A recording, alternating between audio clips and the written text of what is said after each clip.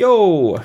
So, I've been recently very interested in this crossover between voice technique and voice teaching, and guitar technique and guitar teaching. Sat down with my friend Martin Miller and we were talking about this, talking about some of the crossovers, talking about some of the things that guitar players intuitively get and understand, and often people in the singing community seem to miss.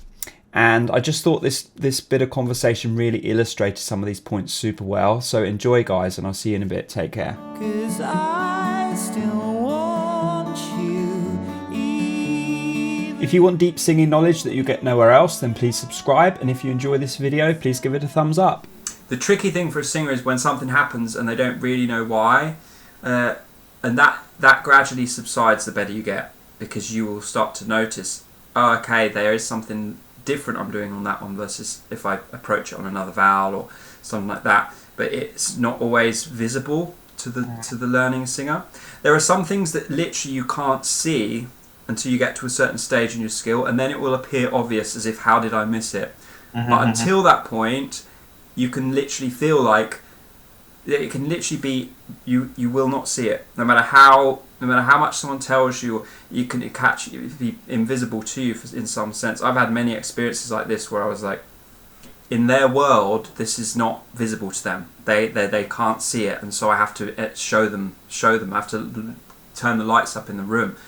But it is very much so that the reality they're in is narrow, in terms of singing reality. Like, it's narrow, and they can't get out of that box they're in that's like really small. They're trapped in it. What did we have last time? We kind of got this sense of, okay, a little bit more simple in the approach, where we were keeping the vowel more consistent, keeping, like, if not letting it go up in the nose or anything like that, and just letting the voice stretch out. The reason we do that is because it helps you to isolate the cricothyroid muscles, basically the ones here which tilt this mechanism forward and stretch your chords out, so you sing higher without the push. Yeah. That's really what we're doing on all that work. I'm saying to you, okay, just tilt, just squeeze on that cricothyroid, let the voice go up and down, don't do anything else. Because any time when we have gone a ma ma ma ma ma and it kind of shifts and the position changes, it's getting other things involved, when all that needs to happen is that needs to tilt and the chords need to stretch. And that's really all I'm helping you do with all that stuff, is just do one thing. It helps you to learn to just do one thing. Depending on your history, you can have these old memories that will, in a sense, kind of haunt you a little bit, and they can be minimized and deadened, but they can kind of still exist in your mind to some extent, and they get weaker. It's those neural connections that you've tried to break down over a long period of time that used to be very strong. They're still there, they still exist, but their power over you is very small. But it can still be there. The natural. This isn't going to happen so much for you, because you where you started was basically in the right direction anyway. But for someone like me, I had to basically, I had to fight the urge of those old networks to grab and build something totally new and abandon that old stuff. I tell you, when you'll have it with guitar students who have really bad technique like this. And that's when you will see, like, what I'm talking about. For hard cases, you wouldn't have had that with guitar either, because you probably learnt it pretty good from the get-go.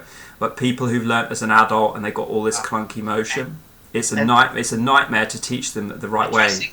Addressing your latest video that you did about the going back and going through some pain to have a better long-term goal. This is a big problem for some people who have terrible left-hand technique, for example, and they come to me and they want me to fix it. And if I were completely honest, I would have to say, you forget anything that you can play. Start and go back to... Yeah, for the very beginning. Yeah, for literally 6 months, and you don't play anything else. Here's what some trumpet players at our college had to do. Some of them had to take a semester off because they had to fix their embouchure. Yeah. And guys who could play decently, but there was always going to be that glass ceiling that they were going to hit. So they have to take a semester off and do nothing but...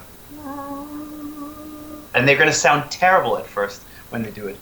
Yeah, that's so true. And you'll find that the hardest case is the longer that period's going to take. So that was really my starting point as a singer, was one of those players that you're like, ugh, I hate even looking at your hand, it's disgusting. Yeah, I was lucky that I didn't try to sing really before.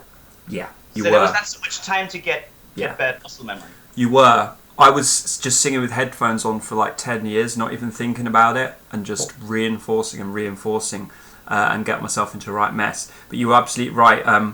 Those players that will be the worst for you will be the ones that kind of taught themselves, didn't ever think about it, and sat there for like, you know, a decade reinforcing that bad habit over and over again, and then they're like stuck in it. Yeah. If you get like an adult, if they're fresh and they've not played before, you can start them from the right spot, and they'll have a much easier time of it than that hard case. 100% true. Yeah, it's brutal, man. In that sense, so brutal, because you don't know you're getting into a mess, and then all of a sudden your whole world's going to collapse. Yeah, well, you have to be a bit sensitive with those things. You have to really think, how good does this person want to get? Do you want to take away their complete faith into playing music and go, well, you got to grind it out for 3 years before you can play something decent if you want to get really good? Or do you just work with what's there and make the best midterm fix? Yes. That's the thing. That is so profound and so true.